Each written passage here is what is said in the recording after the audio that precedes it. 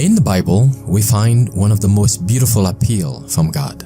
It says, "Today, if you hear His voice, harden not your heart." Would you like to spend this day with God? Listen to this devotional. This Day with God, a devotional by Ellen G. White. Honesty in business practices. Not slothful in business, fervent in spirit, serving the Lord. Romans 12, verse 11. The servants of God are obliged to be more or less connected with the worldly by business transactions, but they should buy and sell with a realization that the eye of God is upon them.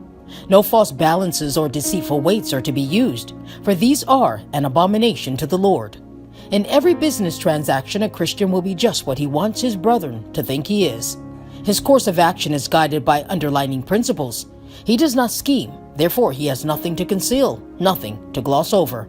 He may be criticized, he may be tested, but his unbending integrity will shine forth like pure gold. He is a blessing to all connected with him, for his word is trustworthy. He is a man who will not take an advantage of his neighbor. He is a friend and benefactor to all, and his fellow men put confidence in his counsel.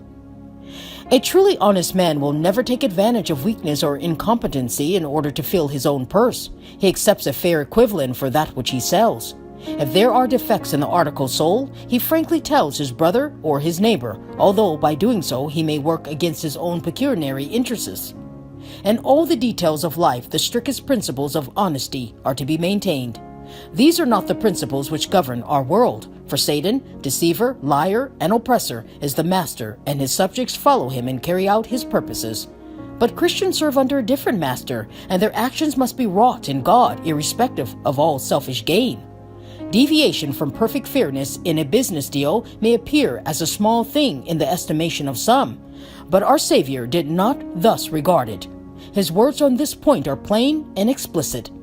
He that is faithful in that which is least is faithful also in much. Luke 16, verse 10. In the Christian world today, fraud is practiced to a fearful extent. God's commandment-keeping people should show that they are above all these things. The dishonest practices which mar the dealing of man with his fellow man should never be practiced by one who professes to be a believer in present truth.